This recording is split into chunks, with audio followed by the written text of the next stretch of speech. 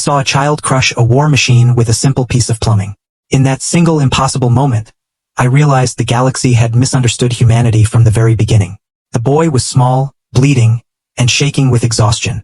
Yet he stood over the collapsed bulk of a Vyrex harvester, its shattered armor still shimmering with active energy shields designed to calculate trajectories of plasma bolts and rail slugs, but never accounting for the blunt, furious mathematics of a 10-year-old swinging a coolant pipe with both hands. The humming blue barrier flickered uselessly around the invader's broken body, while the child's ragged breaths left a red smear across his cheek, bright against the sterile alloy floor of Containment Habitat 12. I, Archivist Thalen of the Aurelian Continuum, historian of 3 centuries, witness to supernova births and empire collapses, felt something dangerously close to fear for the first time in my meticulously curated existence. It had begun, as disasters often do, with what seemed like salvage. Our patrol fleets had recovered a drifting relic from interstellar dark, a fractured colony vessel later catalogued as the Wayfarer's Promise. Its hull was scored by micrometeor scars and radiation burns. Life signs were faint but persistent within cryo-graded chambers. When we pried it open, we discovered 30,000 humans. Warm, loud, oxygen-breathing refugees who bled easily, spoke constantly, and clung to one another as if proximity itself were armor. The Continuum did what it always did with displaced biology. We processed them. We installed them in a standardized reception habitat, climate-balanced, nutritionally sufficient, emotionally neutral, and expected them to wait quietly for bureaucratic sorting beneath clean lights and smooth ceilings. Instead, they dismantled everything we gave them. Within days, the uniform bays were unrecognizable. Wall panels vanished. Floor grates were stripped. Structural braces were repurposed into scaffolds and platforms. Chaotic structures spiraled upward in defiance of approved architectural logic. Bright pigments smeared across gray alloy using improvised dyes from ration compounds and hydroponic algae. The air thickened with human heat and sound. Laughter, arguments, music beaten from salvaged materials, the metallic clang of constant reconstruction. I began observing them through the transparent barrier, compelled not by duty, but by fascination. Where most species folded inward after displacement, humans expanded. That was when I noticed the boy. His name, I learned from overheard fragments, was Adrien. Dark hair perpetually fell into his curious eyes, and he had a habit of disassembling anything unattended just to rebuild it differently. A discarded diagnostic node became a spinning toy. A thermal shroud transformed into a slanted roof for a communal nook. Broken lighting strips were rewired into a constellation pattern across a ceiling beam. Whenever I approached, he noticed, grinned without fear, and pressed his small hand against the transparent divide, holding up his latest invention as if presenting tribute to a silent god. I lifted my elongated fingers to the opposite side, feeling faintly, through the conductive glass, the rapid percussion of his pulse, so quick and reckless compared to my species' measured rhythms. I should have filed objective reports. Instead, I watched. Then the breach alarm sounded. The Vyrex Dominion issued no warnings. Their raiding craft pierced the habitat's outer membrane with surgical precision, kinetic drills punching through alloy as if it were paper.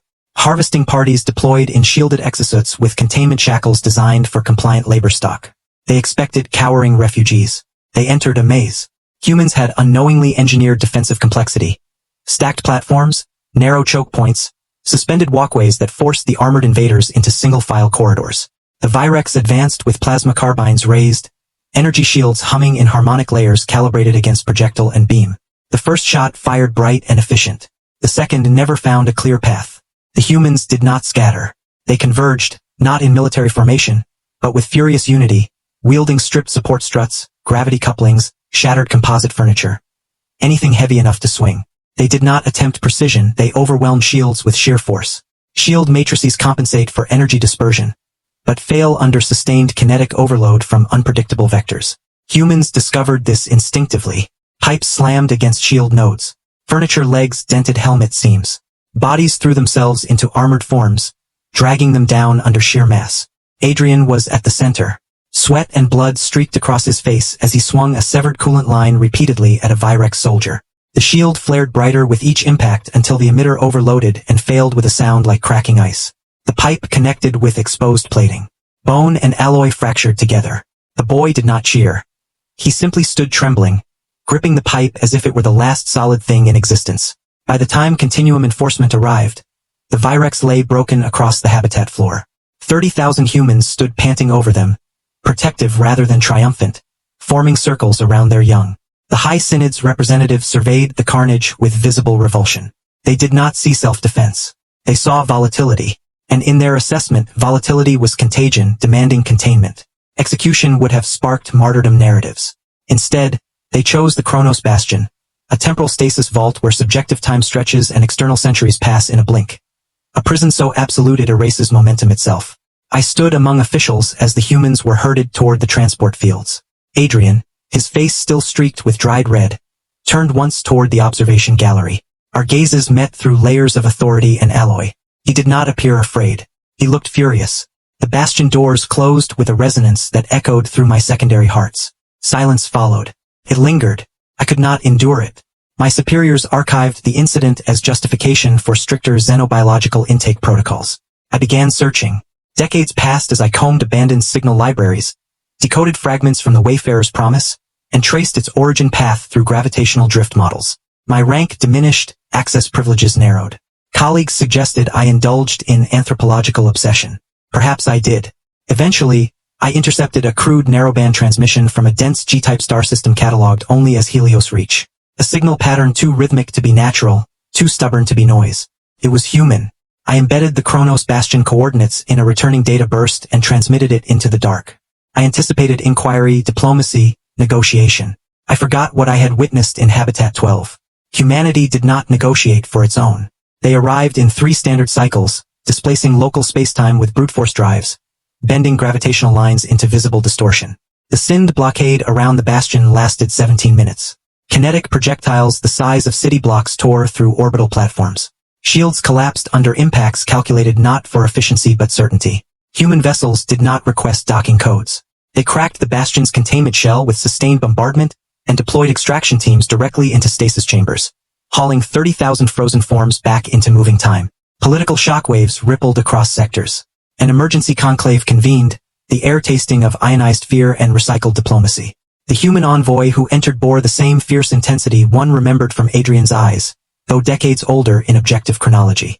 They demanded nothing but recognition of sovereign reclamation rights and a seat within the Synod to prevent future miscalculations. When called to testify, I surprised even myself. I spoke of habitat reconstruction, adaptive architecture, communal ferocity, and a child dismantling advanced armor with plumbing to protect his family. I argued humanity's cohesion was not a flaw, but a force multiplier beyond our governance models. I warned that inviting such momentum into a council built on detachment would destabilize equilibrium. I said, "They are a catalyst." The envoy listened without interruption, then smiled, not with offense, but understanding. She withdrew the petition for council integration. "We did not come to rule you," she said calmly. "We came for our people." Within weeks, the liberated refugees were resettled in a frontier cluster beyond Synod jurisdiction. A sovereign expanse humans named New Meridian. Decades passed. I retired to an observation spire overlooking long-range sensor feeds. From that height, I watched New Meridian bloom, not in ordered grids, but in luminous webs of infrastructure bending around terrain rather than conquering it. Cities radiated warmth signatures brighter than efficiency models advised. Orbital habitats expanded in irregular constellations. They fought when threatened, built when left alone. I sometimes replay archived footage of Habitat 12, of a small boy pressing his hand against a barrier without fear. I learned Adrien survived the bastion and became an engineer specializing in shield modulation, a poetic irony. I remain an observer, yet no longer detached. The galaxy once believed humanity too volatile for shared governance. Perhaps that was correct. Storms do not ask permission to exist. They reshape coastlines by persistence alone. Please follow my channel for more videos. One click from you can change my life.